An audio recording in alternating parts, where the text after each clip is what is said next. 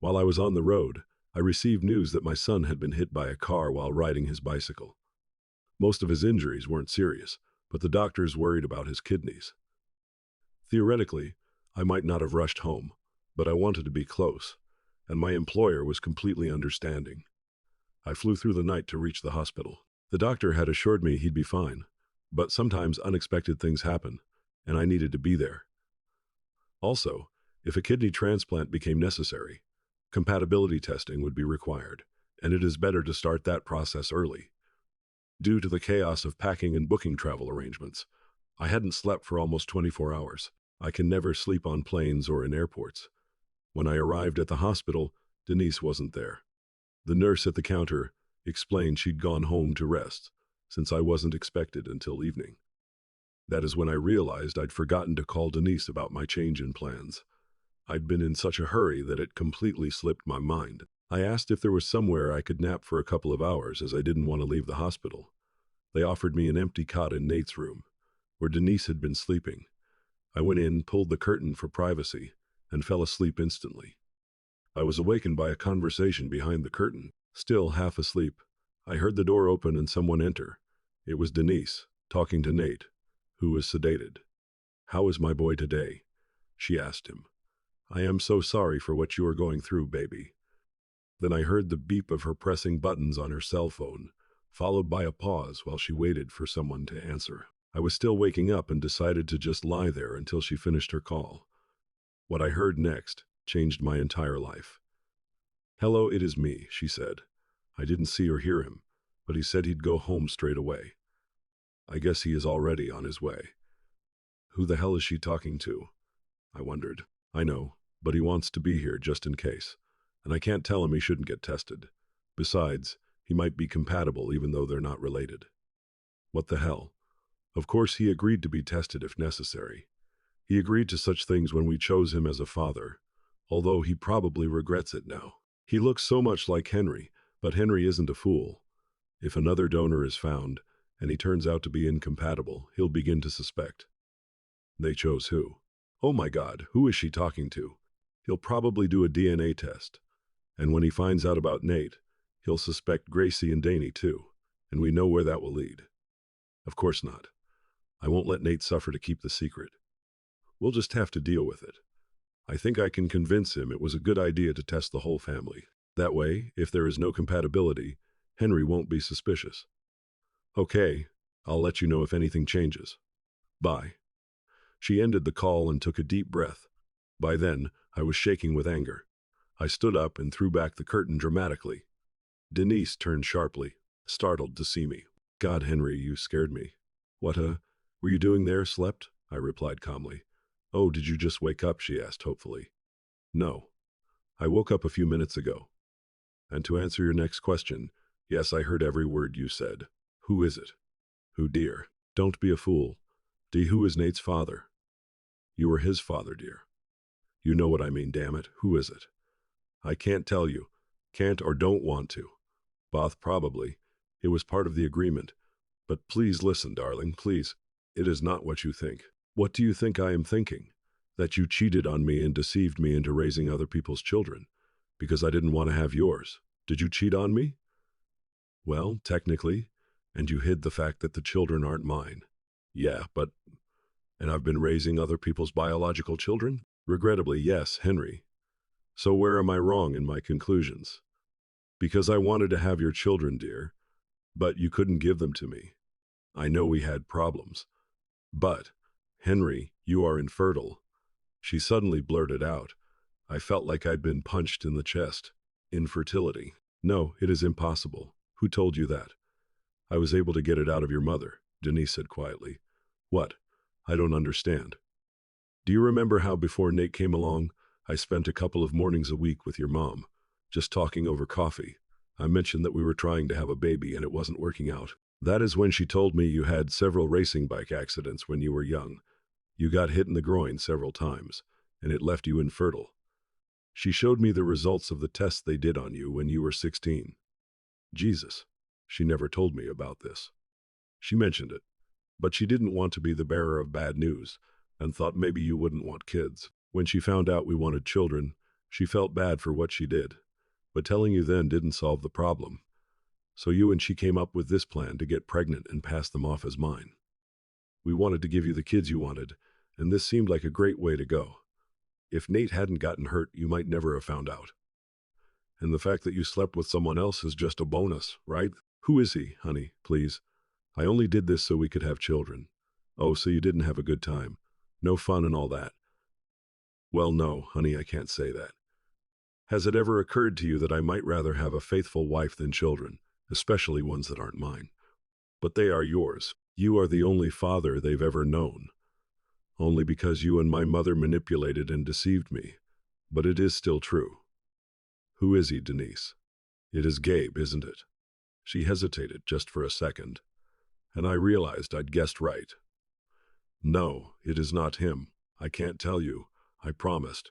But it is not Gabe. You made a promise to me first. I wonder how you hold on to that promise so tenaciously while the one you made to me was so easily broken. I turned angrily and walked to Nate's bed, kissing his forehead. Despite everything, he was still my son, just as Gracie and Danny were still mine, though I wasn't about to admit that to Denise yet.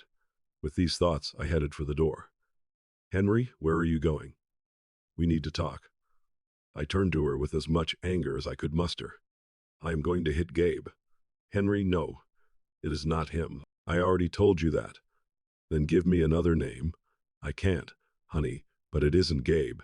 Please don't do anything. You'll regret. Well, apparently Gabe will get it for something he didn't do. Henry. That was all I heard as the door closed behind me. My expression must have reflected pure rage, as people quickly moved out of my way in the hallway. Not wanting to wait for the elevator, I found the stairwell door and descended 8 floors, reaching the street in minutes. As much as I couldn't believe Denise and my mom could do this to me, I was equally stunned by Gabe's involvement. We'd always gotten along well and spent a lot of time together when we were young. His father, my Uncle Richard, was often away on business trips, and Gabe became attached to me like an older brother. It wasn't difficult to figure out it was him. The family always talked about how similar Gabe and I were. We were often mistaken for siblings rather than cousins. If I were trying to fool myself into thinking the children were mine, I'd choose him. He was 10 years younger than me, but we got along great. After thinking about his age, I did some mental math and realized that, as far as I knew, he first got Denise pregnant shortly after he turned 19. Jesus. Unfortunately for my revenge plans, Gabe and his wife Chelsea lived about 2 hours away. This was enough time for Denise to warn him, and he'd probably escape. But I went anyway because the trip gave me time to think, and there was always a chance he'd decide to stay home and take what was coming to him. No, I didn't believe that either. I must have been driving too fast, as I covered 128 miles in just 90 minutes. It was already getting dark, and the roads were almost empty. At the moment, I couldn't care less about speed limits. I parked on the street and walked up to the small house where Gabe and Chelsea lived with their children. Well, I guess Gabe actually had 5 children. I went up to the porch and started knocking on the door. Gabriel, you creep, come out here. I alternated between knocking and shouting a couple more times before I heard the deadbolt being unlocked. The door swung open to reveal Chelsea standing on the other side. She looked at me curiously and just waited for an explanation. Hey, Chelsea, is Gabe here? Number he left immediately after your wife called and warned him you were coming, and there is no need to be louder. The children are sleeping. Any idea when he'll be back? I'm afraid not. Do you mind if I wait for him on your porch? And then what, Henry? Deprive me of my husband and my children of their father. Send yourself to prison. Is that your plan? I hadn't thought of it in those terms. Frustrated and tired, I simply collapsed on the bench on the porch, covering my face with my hands. Chelsea sat down next to me. I am sorry for what is happening, Henry. He didn't do it to be mean or to gain an advantage. You were always his favorite cousin and like a brother to him. He thought he was helping by doing you a favor. As she spoke, I realized she knew the secret, which made me wonder who else in the family knew about it. You knew. Gabe told me when we started dating seriously. It took me a while to get used to the idea, but he didn't want there to be secrets between us. Except for me, apparently. It wasn't ideal, Henry, but it was done out of love, not malice. I hope you understand that. Who else knows about this? As far as I know, it is just me, Gabe, Denise, and your mom. And now you, of course. We sat in silence for several minutes. I realized I wouldn't achieve anything here anymore. Even if I could beat up Gabe, assuming I was capable of it, it wouldn't change anything. This didn't mean I completely forgave him, but nothing would be resolved today. Moreover, he wasn't even here. I got up to leave. Thanks for the information, Chelsea. It was enlightening. See you later, I guess. Goodbye, Henry. I walked slowly down the steps and across the lawn to my car. I didn't have a clear plan for what to do next, but staying married seemed unlikely. And what about my mother's part in all of this? Crap. As soon as I opened the car door, Henry, can I tell Gabe it is safe for him to come home? Certainly. I got into the car and began the difficult journey home. It was almost midnight when I got there, and I was extremely tired. On the way, I'd been full of adrenaline, but it had already worn off. Perhaps I should have stopped at a hotel to rest and think about the situation, but that didn't even cross my mind. I don't remember much about the drive home, but I do remember the anger that filled me when I pulled up to the house and saw my mother's car there with the lights on. I knew she was helping by looking after Gracie and Danny while Denise and I were at the hospital, but it still reminded me of her role in all of this, and I got angry again. I sat in the car for several minutes before finally walking into the house. Mom and Denise were sitting in the living room talking, but fell silent when I entered. "Did you find Gabe?" Denise asked. "Number, you'll be glad to know that the warning call to your lover worked. He is not my lover, Henry. He never was. It was a biological action done to achieve a result, and that is all. I hope you believe this." "You are spewing nonsense." "I definitely don't." "Henry," my mother interrupted for the first time since I arrived. "Please try to understand the intention behind this. Why should I even listen to my wife or her pimp?" "Pimp," she was indignant.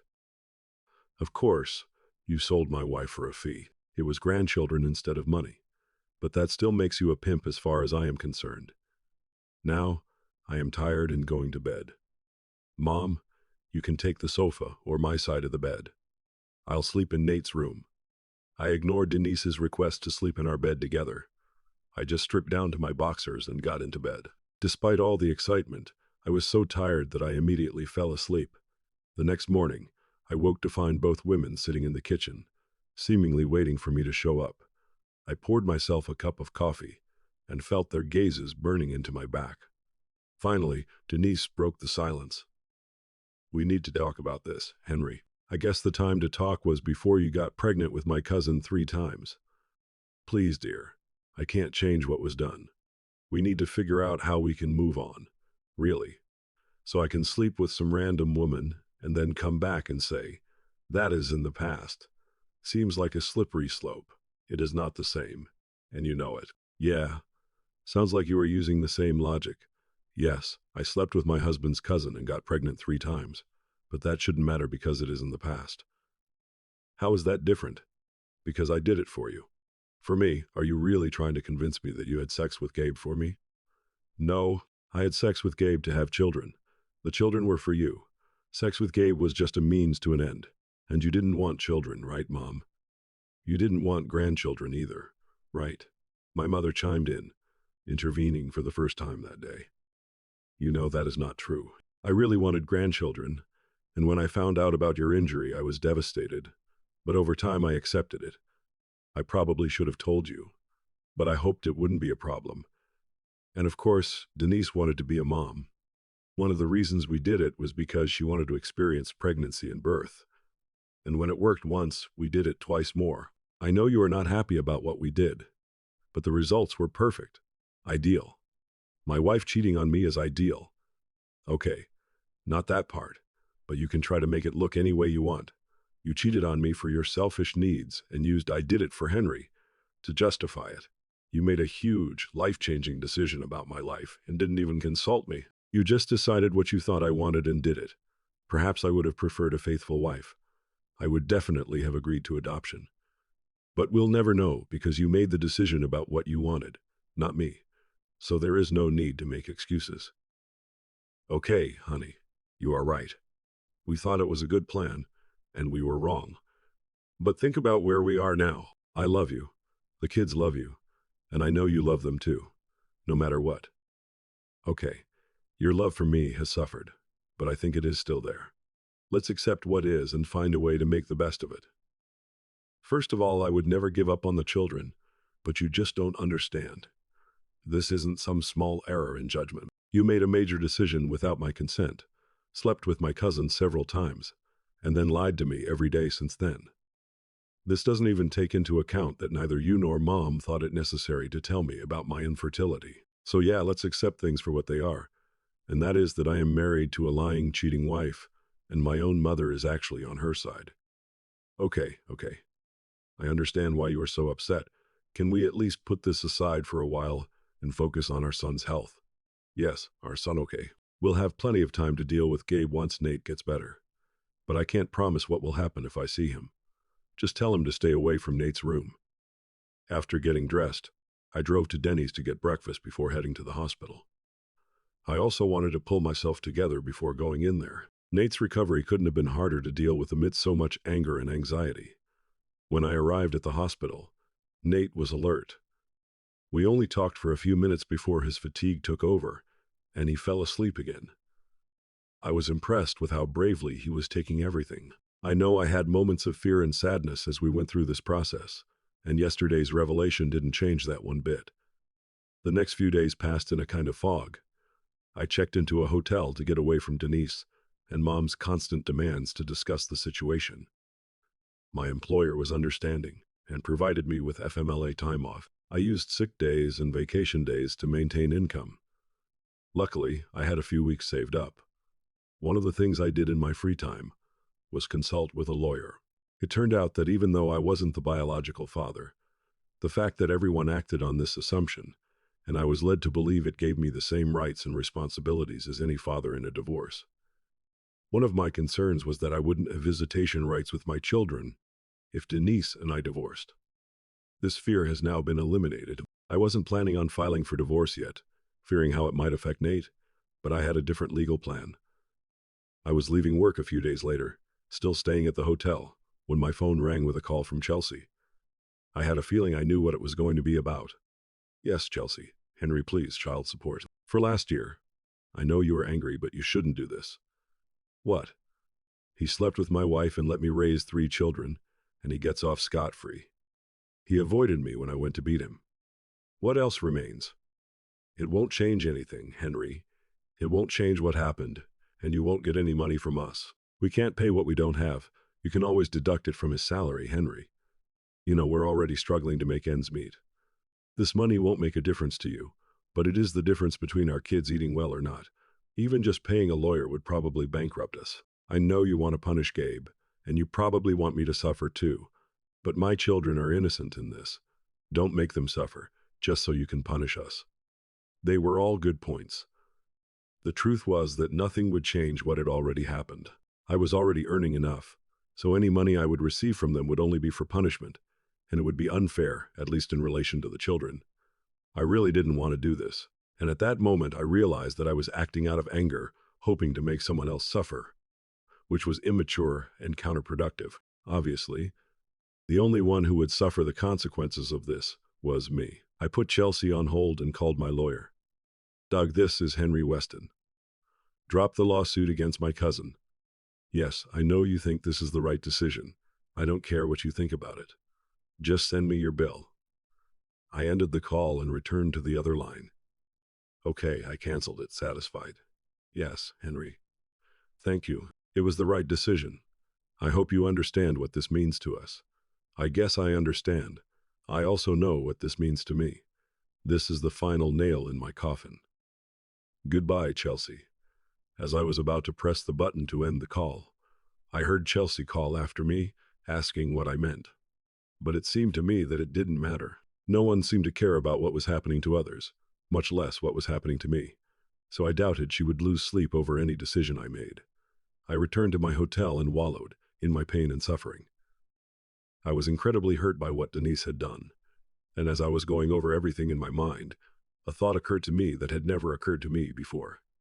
I didn't actually have children. My whole life has been a damn lie. My faithful wife was not faithful.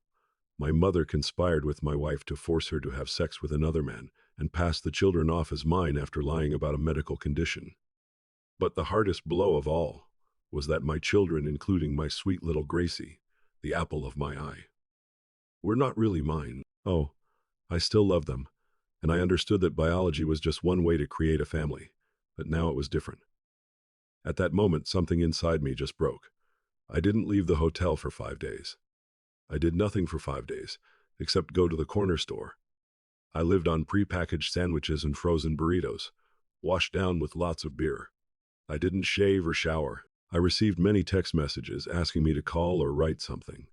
I ignored them all except one, which said that Nate's kidneys were functioning normally and would not require a transplant. He was expected to make a full recovery and return home soon.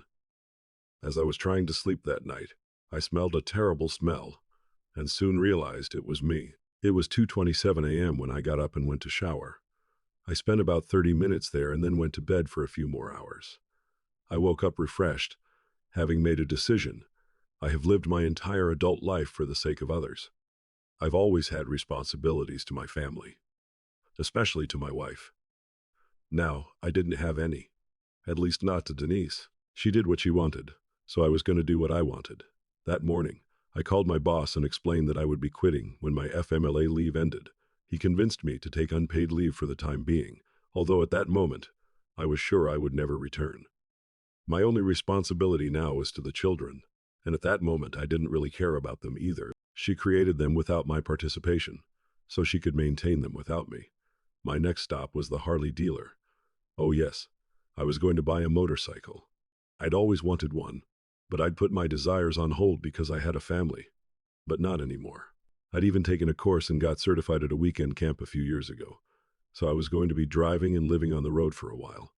Part of me regretted that there was enough money left in the account to last Denise for a long time. But I was glad the children would be provided for.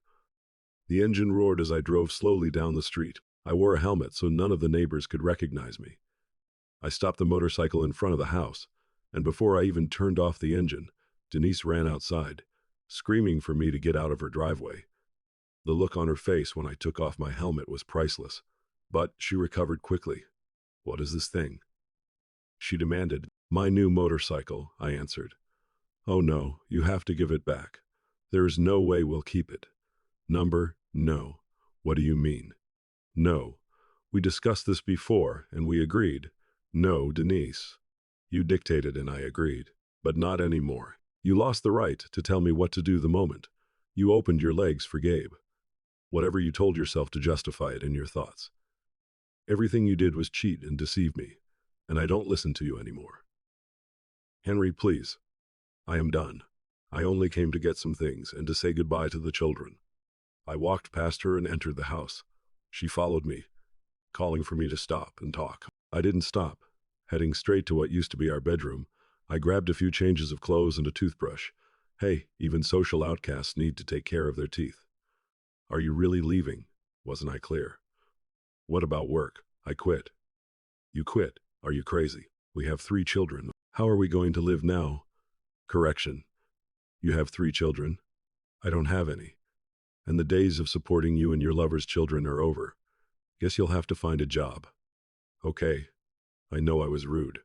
I wasn't going to let the kids suffer. Denise. Yes, but the children. No. But she didn't know that at the moment, and I loved seeing her suffer. Damn it, Henry. How many times do I have to tell you that he was never my boyfriend? Until you've had the 3 children he fathered. I am sorry, honey. Okay. I made a huge mistake and I am sorry.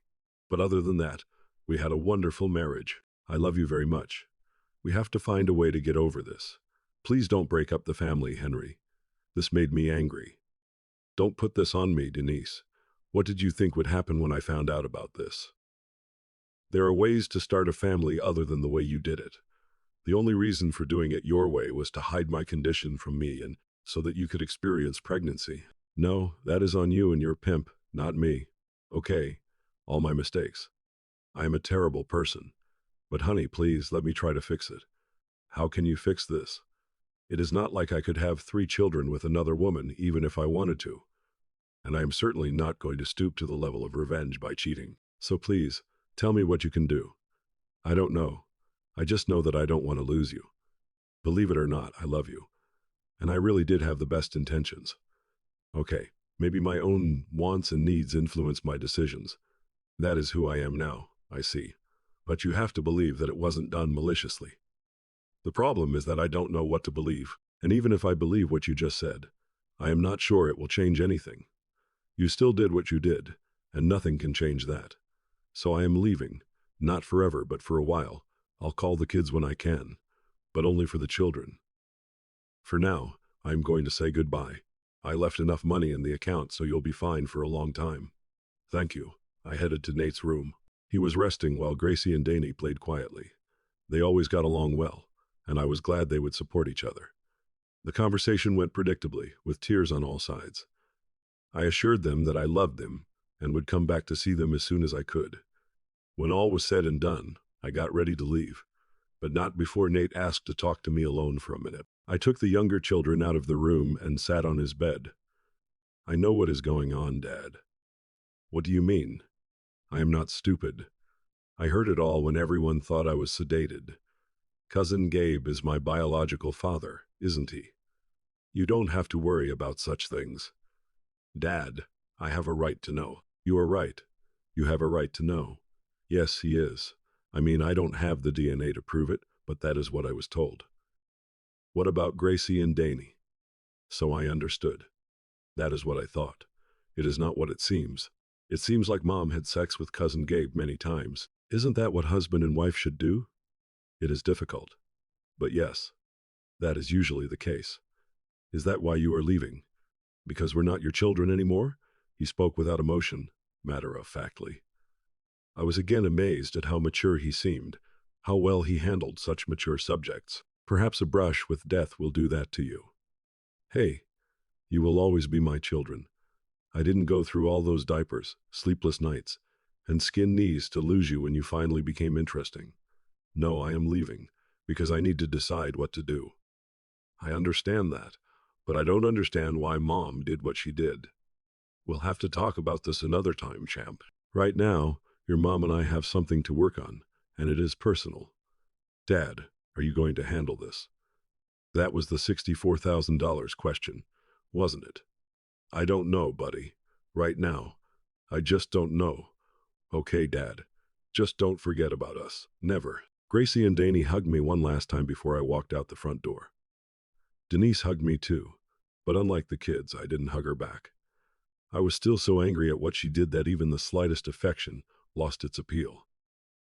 I also told her that Nate knew who his real father was, and that he'd figured it out himself. It was clear from her face that she was unhappy with this development. Without a specific destination in mind, I headed toward California. I'd been there a couple of times, but always for work, and my time was limited. This seemed like a good opportunity to do some sightseeing. I deliberately didn't shave before leaving, thinking it would fit the biker image, which I knew very little about. What I knew were mostly stereotypes, but these are stereotypes, right? So in addition to the facial growth and wild hair, I brought along jeans, some t-shirts, socks, work boots, and a leather jacket that I'd once bought for a 50s night dance that Denise and I went to a few years ago. I knew I looked the part. I found the perfect solution, a rolling bed with a built-in tent for one person. Essentially, the cot served as the base for the tent. This allowed me to remain high above the ground and protected from the elements. I took my time on the 20-plus hour drive from Texas to California. It actually took me about a week to get to the coast, since I made numerous stops in New Mexico and Arizona along the way. When I finally arrived, I drove along the coastal highways and beaches and was really impressed by the views, both of the women in swimsuits and the beaches themselves. For a guy born and raised in Texas, this was exciting. I liked Laguna Beach and Corona del Mar, but found Long Beach a little snobby. It was clear that these people were wealthy and had the right to enjoy their blessings, but this simply didn't suit me. In total, I spent about 2 weeks on the sunny beaches of Southern California, and by the end of the trip, I had come to the inevitable conclusion that it was a nice place to visit. But I wouldn't want to live there, and so I began the journey back into more familiar territory. I also realized how amazing perception is. Here I am, a senior manager at a Fortune 500 company, and as normal looking as can be, but put me on a Harley and let me rev it a little. And suddenly people start looking at me when I walk into a restaurant and act like I am a member of the Hells Angels. I did nothing to dissuade them from this opinion. In fact, I even liked it. I got the same reaction at the bars I went to along the way. It was a little different than walking into, say, Denny's, but a lot of people still left some space around me. However, once they realized that I wouldn't kill them just for breathing, it became clear that that bad guy fascination was a real thing. Every time I stopped for a drink, at least a couple of women made it clear. They were open to a one-night stand, and most of them were married, or at least wearing rings. In fact, there were so many of them that I began to hope it was just a trend among single women to wear rings to increase the naughty factor, making men think they were having a relationship with a married woman. I politely refused all offers, but these bars were just regular bars where I seemed to come from the bad part of town. I began to wonder how I would fare in a real biker bar. Then I wondered how I would even find a real biker bar. I asked the local motorcycle shop about it, and they were quite helpful and seemed a little amused. They were kind enough to direct me to a place called Dirty Dog, which was just a few minutes north, near the regional airport. Although I was now back in Texas and only 2 hours from home, this was an area I was completely unfamiliar with. I made the trip for the first time in the afternoon to find this place. It was a freestanding building that looked quite decent, even though the surrounding buildings were dilapidated and abandoned. I assumed that Dirty Dog's customers drove out other businesses, or at least contributed to it. I returned to the city and rented a hotel room. I took a nap and then wondered if I should take a shower. In my mind, bikers don't shower often, but I had no basis for that assumption. Not wanting to stink the first time, I decided to take a shower and see how it went. If someone commented about me smelling like Irish Spring, I'd brush it off with a joke about it being my monthly shower or something. I parked in the lot and, as expected, there were a few motorcycles and pickup trucks there. I didn't know if there was any hierarchy, so I just parked to the side.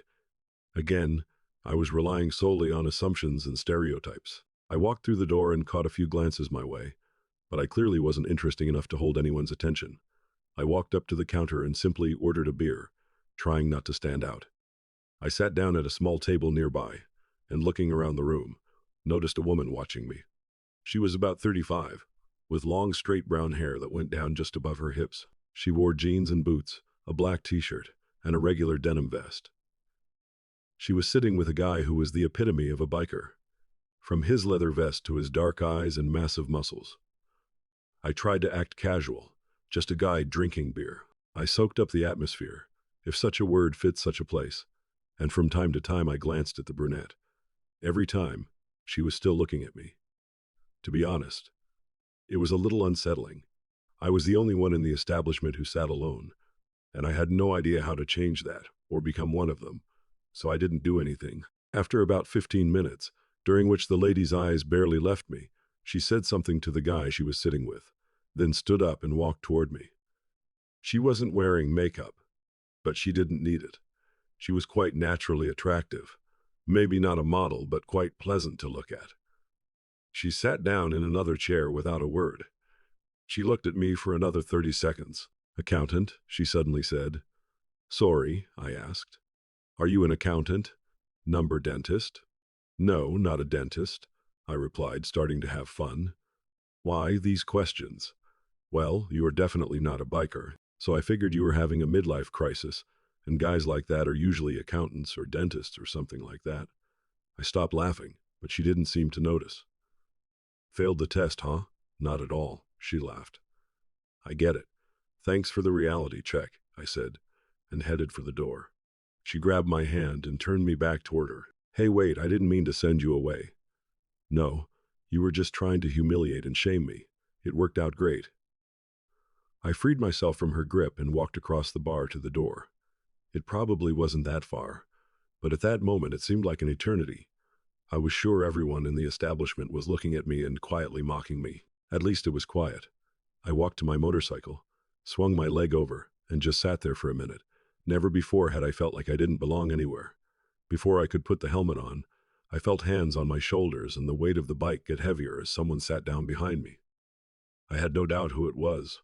"What are you doing?" I asked. "I'll let you take me," I turned around and looked at her. She had already tied her long brown hair up with a blue bandana. Helmet. Are you going to crash? I don't plan to. Then let's go. I don't want any trouble with your boyfriend. No problem. I don't have one. Oh, I thought the guy you were sitting with. He is my brother. That could be even worse. Everything will be fine. Let's go. I started the engine and felt her arms wrap around me. Without a specific destination, I just started driving. Sometimes she would point or yell in my ear to go one way or another, and I would do so without having much of an opinion about where we were going. We rode aimlessly for about 30 minutes before she started giving me more specific directions. Finally, we stopped in front of a small house in a modest neighborhood. It was well maintained, and the landscaping was neat. Who lives here? I asked. She turned around and looked at me like I was an idiot, and in retrospect it was a stupid question. I do. Let's go in. We entered the house, and she offered me a drink. I settled on water. She handed me the glass, and we sat down on the sofa. Doesn't it bother you that you invited a guy you just met to your house? No offense, but I'm sure I can handle you. She replied with a smile. I thought she might be right. What is your name, Henry, and you? Melody. Everyone calls me Mel. Okay, Melody, I said, and she smiled. So why are we here? To talk. I've clearly ticked you off, and I don't think you are having a midlife crisis. At least not a traditional one. I thought you might want to talk about it. Looks like you just needed to vent. Maybe I thought telling the whole story would help me understand better. Who knows? I then told the whole dirty story to Melody while she listened intently. You think it was just to get pregnant? I think so. I was angry and lashed out. But I don't think they were ever real lovers in the usual sense. But that doesn't change how I was deceived and manipulated. I agree. I am just trying to understand. The real problem is there a chance you can forgive her? Part of me wants us to go back to where we were. We were happy until Nate got hurt. But even then, we bonded as a family. But I can't forget it, and it colors everything she says and does, or ever did. Every time I think about my children, I think about what she did. Have you noticed that you call them my children? Because they're yours, Henry. What she did doesn't change that, at least in practice. You've been there every day of their lives and will continue to do so. It is not about them. It is about her. We talked some more, but it was really just a repeat of everything, and I was tired of talking about it. Besides, it was getting late, so I prepared to leave, thanking Melody for her hospitality and for listening to me. It is quite late, Henry. Are you sure you are not too tired to drive? I am really tired, but I think I can do it. It is not far. Why don't you just stay here? I appreciate the offer, but I don't think this sofa is big enough for me. It was a two-room house, but the second bedroom had been turned into an office with several exercise machines that appeared to be in active use. That is not what I meant, she said, smiling. Listen, Melody. Henry, don't get me wrong. It has been a long time since I've woken up next to someone. Even the times I satisfied my needs, I either sent them home or left on my own. I wasn't interested in sleeping next to them, and especially not repeating last night. So why did you offer the first time? I said, smiling. Hey, I have the same needs as everyone else, and toys don't always help. So I do what I have to do, she laughed. Well, will you stay? Do you usually sleep without clothes? Usually, she said. I thought for a moment, and Melody knew exactly what I was thinking. Stop imagining me without clothes. Are you staying or not? I decided to stay. So I went out to the motorcycle and grabbed a pair of gym shorts, a clean t-shirt, and boxers. By the time I got back, the shower was running, and now I had to face that image in my mind. It was too late to call the kids, so I just sat and looked at the news on my phone until I finally heard the bathroom door open. Mel was wearing a simple black t-shirt and spandex shorts, dressed as promised. Your turn. I got into the shower, and like many times lately, quickly dealt with the tension. This relieved the pressure, but barely. I got dressed and left the bathroom, finding Melody sitting in bed reading. I nervously climbed in next to her. It was the first time I had shared a bed with a woman, other than my wife in years. She just smiled, understanding too well how I felt. Are you okay? She asked. Yeah, it is okay. You know, we talked about me so much that I never asked about you. What do you do? I am a nurse. Is it true? Yes. I work at Scott and White across town. Tomorrow is my day off, but I have to work on Monday. That is great. Do you like it? I love it. I can't imagine doing anything else. And I love the freedom it gives me because a nurse can always find a job wherever she goes. She leaned over and kissed me on the cheek. I closed my eyes and quickly fell asleep. Although Melody was still reading, I was apparently more tired than I thought. I woke up on my stomach with Melody's hand on my back and her left leg bent at the knee, resting on my legs. Her breathing suggested she was still asleep, and I didn't want to move, so I held it there as long as possible. Just as my bladder was on the verge of exploding, I felt her begin to move and stretch. I slid off the bed and made it to the bathroom before anything serious happened. Will you take me out to breakfast today, big boy? Certainly. Honey, I haven't worn a bra outside of work in 15 years, and I am not going to start now. Why? I don't like them and really don't think I need them. Plus, I am a biker girl. You do this hundreds of times, usually with my friends and Paul's wife. Honestly, it turns me on, she said, winking at me. We got dressed, and zipping up my pants was a little difficult due to the scene Melody had made. We rode the motorcycle to a town diner. It was the kind of place where the food was delicious, the portions were large, and the prices were reasonable. But if you ate there every day, you would gain a lot of weight and die young. Today, it was just good. We spent the day riding. This time, I forced her to wear a helmet, not being confident in my skills to keep her safe for so long. Most of the time, I just turned or didn't turn as it came to mind. But every now and then, Melody would point me in the right direction, just like she had done last night. We stopped for lunch at a butcher shop. She ordered the beef, and I had the Reuben. I appreciated that she actually ate real food. She told me about her childhood, growing up in the counterculture. She was 37 and had never been married. She had been in love a couple of times, but it just didn't work out. Her parents were also bikers and died about 10 years ago when a car crashed into them at a red light. Her brother was her only remaining relative. Although financial assistance allowed her to buy a house, we spent the rest of the day driving around, stopping a couple of times for ice cream or just to relax for a few minutes. I felt comfortable with Melody. She was outgoing and funny, and we even kissed a few times. Nothing serious, but definitely more than just a quick kiss. After dinner at a local steakhouse, we headed back to her house to change, with plans to head to the Dirty Dog again. Melody said she and her friends spent about 5 or 6 nights a week there, and tonight would be no exception. I took a shower first. We pulled into the parking lot and entered the bar. As soon as we entered, Melody's brother Paul saw us and headed toward us. As I mentioned earlier, brothers are often worse than boyfriends when it comes to defending a woman's honor. Despite Melody's previous assurances that he wouldn't be a problem, I felt my guts clench in anticipation of a serious fight. Did you sleep with my sister last night? He said with intensity, walking straight toward me. No, we were just talking. That is all, I said quickly, trying to avoid any fractures or internal injuries. I am too young to die. He continued to stare at me for about a minute, and I felt myself shrinking in front of him. I felt like such a coward. Suddenly, he broke out into a wide smile and patted me on the shoulder with his meaty paw. It is a shame, I heard. She is great in bed. He and his friends burst into laughter as I breathed a sigh of relief. Come on, city guy. Today is the first game.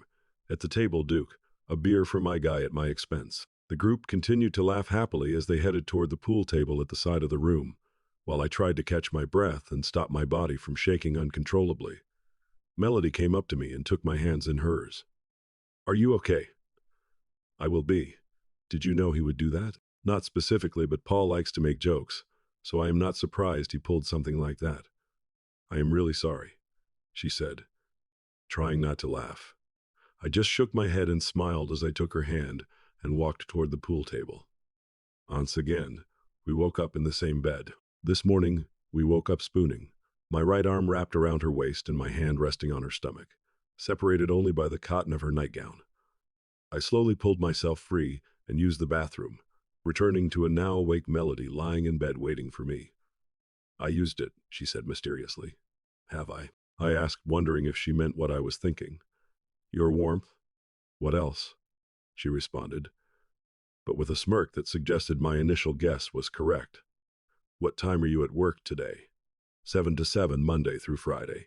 It is a long day, 60 hours a week. We get 2 hours of break a day, although it is still 50 hours. But it pays well, and now I have evenings and weekends. Seniority is great. You never have to work on weekends or evenings. Sometimes I take a shift as a favor, but my schedule is only weekdays. What will you do today? I think I'll probably head back. Will you be here when I get back? Here at the dog. I won't leave forever without telling you, Melody. I really owe you a lot for what you did. Thank you. She hugged me and went into the shower to get ready for work. I went to the kitchen and quickly made scrambled eggs and toast for breakfast and packed her a cup of coffee in an insulated mug. I've never had a man take care of me. I like it. We chatted while she ate, and then she left for work, giving me a quick kiss on the lips. I went and made myself comfortable on her bed, first undressing. Melody's scent was all over the bed, and I inhaled it deeply. What the hell do I do now? I don't even remember how tired I was, but apparently I dozed off. She was asking me to buy some steaks for dinner because she wanted to stay home tonight and thought we could grill them. I answered yes, and went outside to my motorcycle. I knew it was a relatively small town, although it was the only town of significant size in the entire county, allowing the medical center where Melody worked to maintain a strong business. But it still surprised me when I walked in to save Max and saw Rhonda working behind the bakery counter. The loose polo shirt and apron she wore hid nothing of her assets. She raised her head and saw me as I walked toward her. "Hello," she said warmly. "Restocking for Mel?" "No, just grabbing a few things for dinner. She wants to stay home tonight." "Ah, a romantic evening at home," she purred, winking at me. "It is not like that, Rhonda. Maybe not for you," she said, almost to herself. Or so I thought. "What is this?" "Damn, just ignore it, Henry. Here, this French bread just came out of the oven hot and fresh.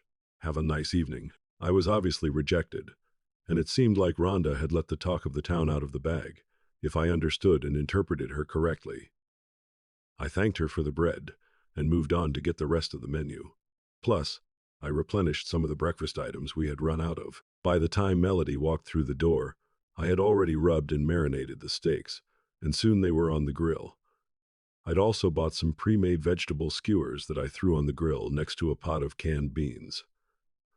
I have everything under control, so take a shower, and dinner will be ready soon, I told her. She just hugged me and kissed me on the cheek, then went to the bedroom. She joined me on the deck as I finished cooking. She had changed into her nightgown and put on pajama pants to keep her legs warm. She wrapped her arms around my torso and just pressed herself against me. It was very nice. We were silent until the food was ready, and I put it on plates for us. The evening was beautiful, and the temperature outside was moderate enough to eat on the deck. We then ate some gelato I'd bought for dessert while we watched a movie on television. When the movie finally ended, I discovered that Melody had fallen asleep. I nudged her lightly to wake her up, and we slowly walked into the bedroom. She leaned on me as we walked. I didn't turn on the light, but led her to her side of the bed, then walked over to mine. She slipped out of her pajama pants, and I took off my shirt, and we settled into bed. She was not unobtrusive. I woke up looking at the clock, which showed 3:27, with Melody's hand in my shorts. "Melody, I want you, Henry," she whispered. "Please don't say no." The night was great. By morning our positions were reversed. I rolled over onto my right side, facing away from her. Melody was also lying on her right side, her left arm lying on my torso, and her left leg, bent at the knee, was thrown over my leg. I felt her breasts press against my back, and I was grateful, especially after last night. I woke up to the alarm, and Melody was still fast asleep. I turned off the alarm and woke her up. She responded by wrapping her arms around me and pulling me close, then whispered in my ear, "Thanks for last night." "I should rather thank you. That was incredible." We kissed for about a minute before reluctantly parting ways so she could get ready for work. Last night was truly incredible, but it only complicated my thoughts about the situation at home. I didn't regret what I had done, but I tried to avoid repetition. I foresaw that my stay here would soon end. With that thought in mind, I spent the day cleaning Melody's house. I hadn't packed my things yet, but I organized them so that I'd be ready when the time came. Melody returned from work on time. She thanked me for cleaning, But if she suspected anything more, she didn't let it show. She took a shower and dressed in biker chick style for the first time since last night. She did this in front of my eyes, apparently because there were no more secrets between us, and I couldn't help but admire the sight. She smiled when she noticed my gaze. We went to the bar, and Paul met us at the door again with a watchful eye. Just when I was wondering what he was doing, he made it clear. He stepped away from me. Well, I was right. Right about what? I asked. You know what, did I hear correctly? Now I understood what he was talking about. Somehow, he'd found out about last night, and I looked to Melody for guidance on what to do or say. She just shrugged as if it didn't matter. Thanks for your help, dear. Wait, expensive crap. Paul waited for an answer. I looked him straight in the eyes. Yes, Paul, you heard correctly. I paused for effect. Yeah, your sister is one hell of a hottie. The whole bar erupted in laughter, and Paul just nodded with a grin. I immediately realized that he was waiting for the noise to die down to make his answer. I waited impatiently, and finally it became quiet enough. Of course she is, he said with a smile. It is family. The bar erupted in laughter again, and I saw Melody blush. I have to admit that I was surprised to find that she could be even a little shy. All things considered, Melody and I joined Paul and Rhonda at their table and chatted for about an hour before Rhonda took Melody away. Hey, the dartboard is free. Let's play a couple of games. This left Paul and me alone at the table. I don't think Melody noticed, but I saw the quick glance Paul gave Rhonda. This was not a spontaneous game of darts. What do you want to discuss? I asked. Paul caught on right away. Yes, what has happened? She has fallen in love with you, you know that, right? I thought so, and what is worse is that I am pretty sure I feel the same way. Any ideas on what to do? When I am with her, I can't think clearly at some point, and perhaps soon I'll have to get back on the road and make some decisions.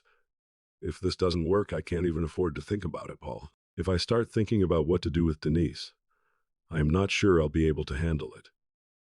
I have to focus only on the current situation. I don't envy you, Paul said. I can't imagine what I would have done if Rhonda had given me something like that. You are a lucky man. I know. I hope everything works out for you, no matter how you decide. By the time Rhonda and Melody returned to the table, Paul and I were talking about innocuous topics. The ladies settled on our laps, and Melody kissed me so passionately that she nearly kicked the soles of my boots off. How the hell can I refuse this woman? The evening was fun, and I even managed to beat Paul at a game of pool, which was a first. I think he gave me a head start, though. When Rhonda hugged me goodbye, she held me a little longer and a little tighter, and even kissed me on the cheek. Obviously, something was wrong. The drive home to Melody's house was silent. Melody was unusually quiet and just went to take a shower. I started the laundry and then returned to the bedroom. When Melody came out, already dressed for bed, she said softly, "Your turn," and went to bed. I took a slow shower, thinking about Melody's behavior. It didn't take me long to realize that she was trying to distance herself from me in anticipation of my departure. She had acted normally at the beginning of the evening, so I assumed that she and Rhonda had talked while Paul and I talked. Even though Rhonda had no idea of my plans, perhaps she was just telling her to be ready. I put on my boxers and shorts and joined Melody in bed. She immediately put the book down and pressed herself close to me, placing her head on my chest and rubbing my stomach with her left hand. She got straight to the point. When are you leaving? I hadn't set the exact time, but it is soon. If I don't leave soon, I may never leave, and I am not free to do that now. I know, and I wouldn't want to keep you. You care about things in your life, and that is one of the things I like most about you. We lay quietly, enjoying each other's presence and warmth. In my head, I was trying to figure out the best time to leave, knowing that there really was no best time. After a couple of minutes, Melody spoke again. I think you should leave tomorrow. Tomorrow, while I am at work. I don't think I can watch you leave, so you just have to disappear. I don't have to leave tomorrow. Yes, you need to. Because the longer you are here, the more painful it will be. Please, Henry, make love to me tonight, tenderly and affectionately. Not like last night. Make love to me tonight, and then go away tomorrow and sort this out. My silent response was to gently pull her head back and press my lips to hers. I took off her nightgown and was not surprised by the absence of panties. We spent the next few hours enjoying each other's bodies. Finally, we fell asleep without anything between us, in each other's arms. We slept like the dead and didn't move for the rest of the night. And my body felt like proof of it in the morning. We enjoyed one last slow, leisurely session before she had to get ready for work, and I had to get ready to leave. Finally, we were able to break away from each other, and she got dressed for work. Since she didn't want me to leave at the same time, I didn't make any preparations. By the time she returned, I would have already left. I walked her to the front door, as before. And before walking through, she stopped and put her arms around my neck. "Don't forget me, Henry. Melody, I promise you that no matter what happens in the rest of my life, I will never forget you." I watched her walk away and get into her little commuter car to go to work. I was pretty sure I was about to do the stupidest thing in my life. I packed my backpack and attached my roller tent to the back of the bike. I decided to go east this time. I had not yet returned home, although I did not know what could happen that I had not yet foreseen or thought about. My sentimental nature made me drive past Melody's hospital before leaving town. I hoped to see her one last time. What a tough biker I am. But she was nowhere to be seen. 5 days later, taking my time and enjoying the sights along the way, I arrived in Panama City, Florida. I spent the whole day watching the mighty Mississippi, and it brought me a lot of peace. I still called the kids 4 or 5 times a week, and even had brief conversations with Denise, although they didn't lead to anything meaningful. The famous white sand beaches of Panama City Beach were truly magnificent, but I don't think I appreciated them as much as I could have. There was too much on my mind. I tried to push Melody out of my thoughts and focus on Denise. I thought about the fact that I truly believed there was nothing more than a basic act of procreation between Denise and Gabe. This was a rather unusual take on the situation. It was just sex, an excuse for cheaters. What bothered me was deeper. The most basic principle of marriage is that it should be a partnership, and we should overcome difficulties together.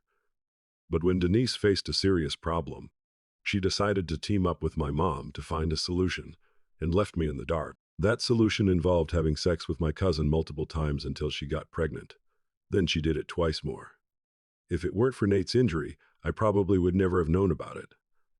I mean, how often do situations arise where biocompatibility is a potential issue? Almost never.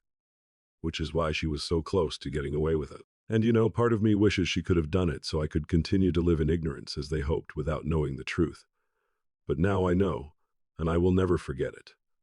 I finally realized that I simply could not go back to Denise. She made the decision to solve perhaps the biggest dilemma we would ever face in our lives without informing me of the problem. This is my life, and I have the right to have a voice in every part of it. I will always wonder what else she could have been hiding from me. And frankly, I am already wondering what other important decisions she could have made without my knowledge. It took me about 2 weeks to get home to where Denise and the kids lived. Where we lived before all this started. I could have done it faster if I wanted, but I expected that I would have to get back into real life when I returned. And I wanted a little more time in the Easy Rider style before committing to it. I didn't want to show up suddenly. So I sent Denise a message notifying her of my return, which was scheduled to take place on Saturday. I hoped to see the children and even expected them to run out to meet me when I arrived at the house. But all that happened was Denise walking out the door. "Where are the children?" "At your mother's. I thought we should talk first." I tried not to show my disappointment, but I am not sure I succeeded. "Fine. Let's go inside." Inside the house, everything was as I remembered. I had been away for about 2 months, which seemed like a long time, but I realized that home decor rarely changes in such a short period, so it shouldn't have come as a surprise. We sat down on the sofa. "How is Nate feeling?" "He feels really great. I told you this on the phone, but it is true. He has a good complexion and is full of energy. I think we've survived this." There was a moment of silence before she continued. "You are going to divorce me, aren't you? Where did you get this from? You don't behave like a man reuniting with his wife after 2 months of separation. One of the reasons your mom had the kids was because I hoped, which I admit was unlikely, that you would come home and pounce on me, indicating that this was the beginning of the rest of our life together. Obviously, this didn't happen. I tried, Denise, honestly. I tried. I tried to focus on the beautiful children that were the result of what you did and push everything else aside. But I couldn't. I just couldn't ignore what you and Mom did. You hid a medical condition from me. You conspired to sleep with my cousin and get pregnant. Not once, but 3 times. And you did your best to deceive me and make me believe that they are mine. I know, honey, I know. I pinned all my hopes on you, never knowing. And when Nate got hurt, all I could do was hope to make you understand why I did it and that I love you so much. We should have gone through this together, rather than trying to find a way to get what we want by going around each other's backs. I am sorry, honey. She nodded in agreement. I'll go to Mom's and talk to the kids. Hopefully we can work this out amicably. I am willing to be reasonable about child support and stuff if you can be reasonable about seeing the kids. I am glad you are going to divorce me. Of course I'll be reasonable. I hope she was serious. I didn't talk to my mom directly at first. I was still very angry at her for her role in this and wasn't sure how it would work out. But dealing with the consequences for my immediate family was more important than dealing with my relationship with her. She was in the room when I spoke to the children, so she heard that Denise and I were breaking up. But she wisely remained silent. I'm sure it was hard for her. The children were upset, but they seemed to expect it. Plus, I explained to them that I would still live nearby and would see them regularly, which softened the blow a little. I silently prayed that Denise would keep her word. I always thought she was a great mother, so I hoped she wouldn't use her children as weapons. I rented a 2-room apartment, not far from home, and contacted my boss about returning to work. He was very pleased with my return, as were the managers who had been handling my work. They'd appointed a temporary person to take my place while I was away, but he needed help.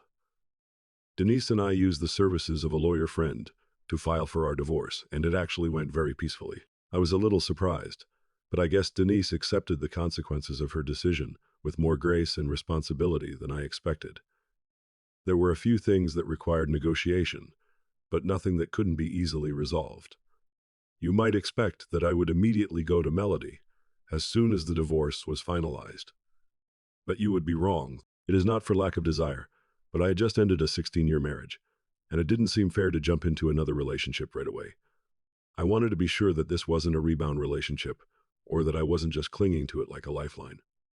I lasted a whole month. My divorce from Denise took about 90 days from the time I informed her of my decision. I spent a month focusing on work and trying to figure out how to move forward without Melody, because I'd heard that jumping into a relationship right after another would doom a new relationship to failure. But she didn't give me peace, and I decided that I would not be a slave to circumstances. I've heard people say they're not ready for a new relationship, only to later regret not taking advantage of the opportunity when it presented itself. The right person doesn't always show up at the right time. So that Friday night, I left work, popped home to change into my biker clothes, and headed my bike down the highway to Dirty Dog. I pulled up and smiled as I parked the bike, noticing Paul's bike. I noticed that Melody and Rhonda's cars weren't in the parking lot. But that didn't mean anything. I saw Paul as soon as I walked in, sitting at his usual table. I expected him to be happy to see me. And he was, at least at first, but his expression quickly turned gloomy. Now I was worried. I walked up to him, and he remained seated, waiting for me to approach the table. I extended my hand, and we shook hands. Hi, Paul. Good to see you. Hello to you too, Henry. Have a seat. Duke, one for Henry at my expense. Thanks, Paul. Is something wrong? Are you here because of Mel? Yes, I wanted to wait until my divorce was over, but here I am. Will she be here later? Listen, Henry, I don't know how to tell you this, but she left. What do you mean, left? She left town about 10 days after you left. It was hard for her to come back here and return to an empty house without you. Now Rhonda and I live in her house. She didn't want to sell it, but she didn't want to live there anymore. Where did she move? Where is she? Last I heard, she was somewhere in West Virginia. She is a traveling nurse, so she doesn't stay anywhere long. Damn. Well, if she is there, then I'll go there. Do you have an address? She never gives me an address. She just sends me an email telling me where she is and that she is okay. The only phone she has was issued by her company, and she won't give me the number. Damn. I thought suddenly all the energy I had carried throughout the 110-minute ride was gone. I fell into a chair and wanted nothing more than to just get out of here. Everyone here was nice enough, but I wanted Melody, not some dusty bar. I think Paul sensed my despair. Come on, guy from the city. Let's play a game of billiards. I let him lead me to the pool table, even though my heart wasn't in it. We missed a few shots, and I suspected Paul was holding back a little, because he is usually a better player.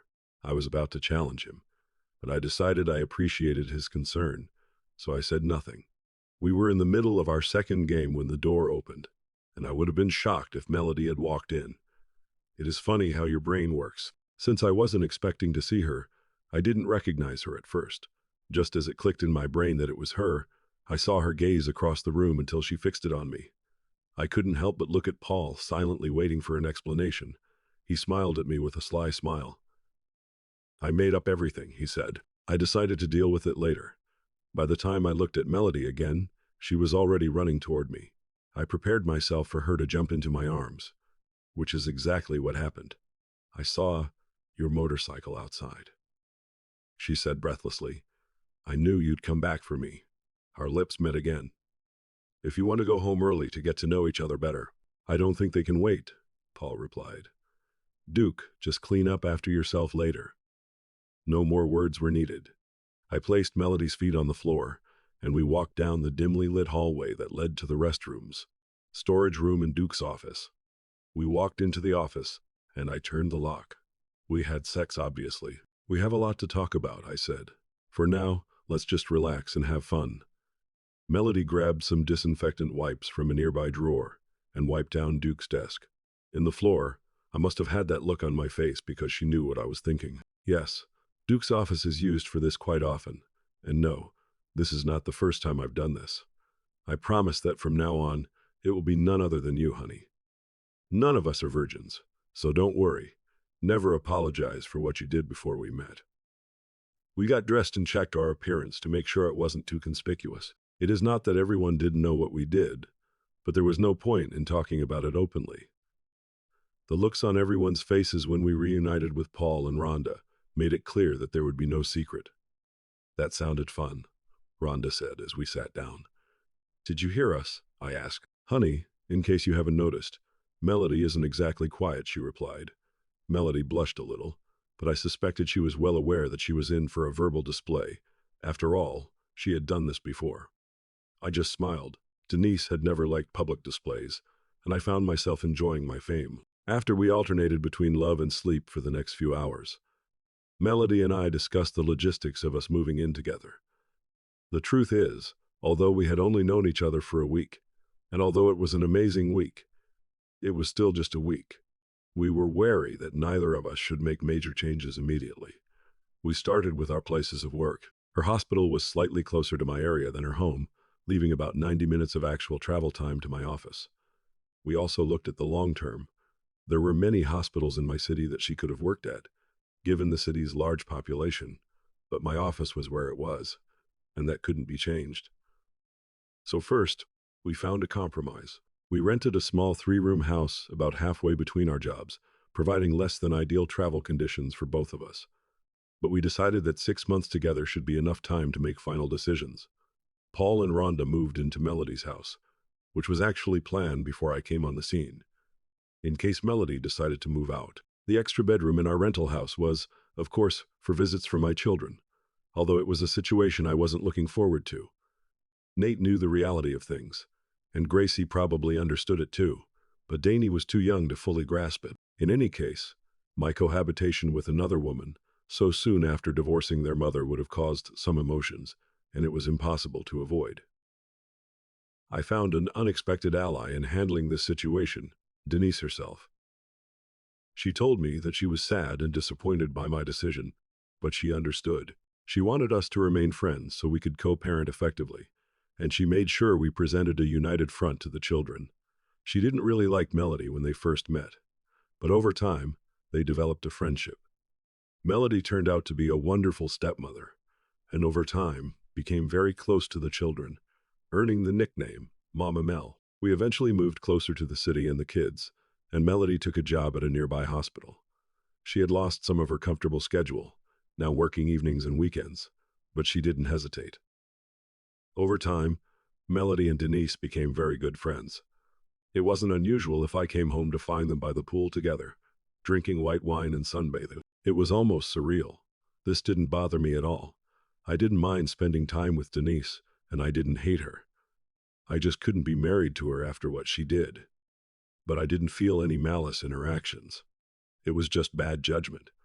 When she married her new husband, a sweet guy named Alvin, Melody and I were there. Paul and Rhonda also came to our home often, even when Rhonda was pregnant with both of their children.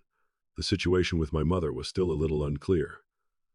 On the one hand, she should have told me about my infertility, because knowing that would probably have prevented this whole situation. She is also guilty of helping plan the conception and supporting the deception. On the other hand, I don't think she did it with malice, just as I don't think Denise did.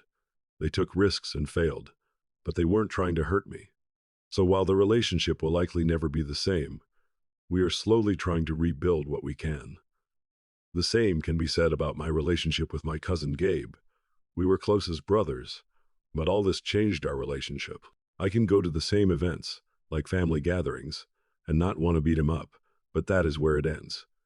We don't spend time together anymore, let alone. I miss this, but I think he should have done better.